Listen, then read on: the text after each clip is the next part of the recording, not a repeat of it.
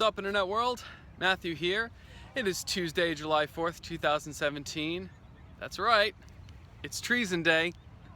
So I'm sporting my Captain America shirt and some pretty nasty battle scars I acquired from play fighting with my daughter. It turns out if you don't cut kids' nails, they might accidentally gouge you. So I am here at the gorgeous Comset State Park and Preserve, celebrating my nation's birth with a lot of swimming and some meditating and enjoying the beautiful scenery. This is actually the same spot I was at when I recorded my first Brain Droppings vlog. So I figured it would be appropriate to begin again from the beginning since I'm changing the format over, moved everything onto this channel. I'm also blogging now, so I'm going to be kind of working a little bit off a script. So I apologize in advance if this presentation doesn't have the same flow as some of the others. But you can go down in the description and you can find the link to my blogs on Blogger, and you can see the more nicely worded words that I have to work from. So I want this vlog specifically to tie in the last few that I've published, because something amazing has happened to me in the last couple of weeks. Rewind to April 10th, I published a vlog entitled Embrace the Suck. This was inspired by the fact that I had been confronted with an issue in my own life that I wasn't facing, something that I was avoiding. I wasn't quite sure what at the time, but I knew it had to do with the fact that I'm romantically inept. I don't have anything close to a relationship, even on the horizon, and something seemed wrong. Something I wasn't dealing with, and I got it right in my face.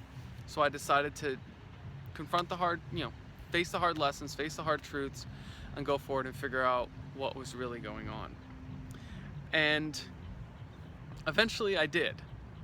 And I realized what was happening was I wasn't letting go of something that wasn't serving me, as I mentioned in my Brain Droppings vlog called Permission to Let Go, published on April 23rd.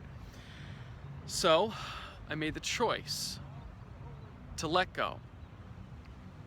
But that wasn't so easy, because it wasn't a matter of thinking differently. It was a matter of feeling differently. There were a lot of lessons that I had learned that I applied up in here.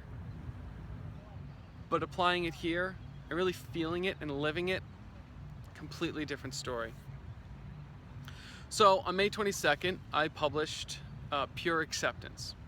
And this was kind of the culmination of the other two, in that I had a breakdown with a friend, a lovely friend. She helped me really confront the fact that what was really bothering me, what was really blocking me, what was really hurting, the hurt that I was avoiding, was a lack of self-worth. And again, as I said in my last vlog, it wasn't a matter of not seeing the great things about myself. I could list all my positive attributes like I would talk about an RPG character. Again, it was not a matter of what was up here, it was a matter of here. And it was a conversation with a friend of mine, as I mentioned, who is a nihilist, who is talking about the absolutes, absolute good and absolute evil and bad, and allowing them to be without judgment, without trying to find a silver lining and a lesson. Just say this is great and this sucks and that's okay, and that's where they are. I didn't realize at the time how much that would later come into play, because it was in the value of the contrasts, not just in what was good and bad, and not just appreciating the hard lessons ahead of me. I'm very grateful for all of those. But it was the contrast between myself and others. See, my friend who I had broken down to, she put me through this brutal exercise where she had me really try to see myself through the eyes of the people who were most important to me. And I had to do this for a while.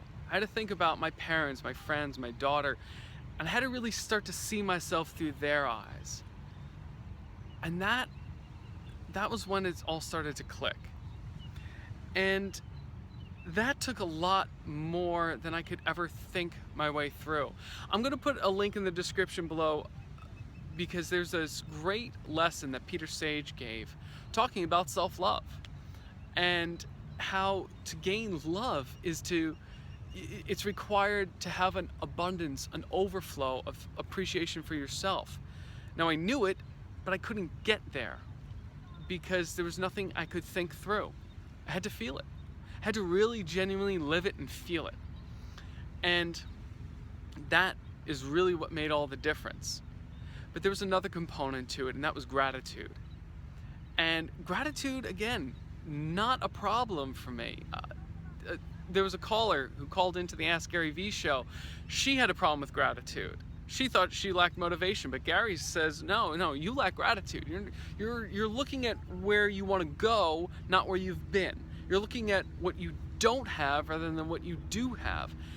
And yeah, I've fallen into those traps too, but lately I've just been having this constant refrain in my head of just, praise the gods. Praise the gods, just seeing everything for what it is and seeing the beauty in it, even in what is seen as negative. I've been having a lot of appreciation. I just wasn't feeling it for myself. I was always looking at myself through this lens of perfection and duty and honor and all the things that I had to accomplish. I'm seeing myself as a litany of failures, not as a human being who's doing everything he could. But more than all of that, I wasn't just appreciating myself for being human. So it finally happened for me, and I can't really express it. I'm sorry, I wish I had more words, better words for you, but I don't. The next stage of all of this for me just involves really living the lesson, feeling it, being emotionally present and appreciative. Because then there's a constant spiraling out, as the great prophet Maynard said. I've learned to spiral out because as I appreciate me, I appreciate everybody else in the story, this grand story with me, and it just feeds itself. So I hope my experience, I hope I've been able to express what's changed for me so drastically in some way to you. I hope you can at least reflect off of what I've gone through in some way or another. If you found value in this video, please like, comment, share, subscribe, and I hope to bring you more really valuable content soon.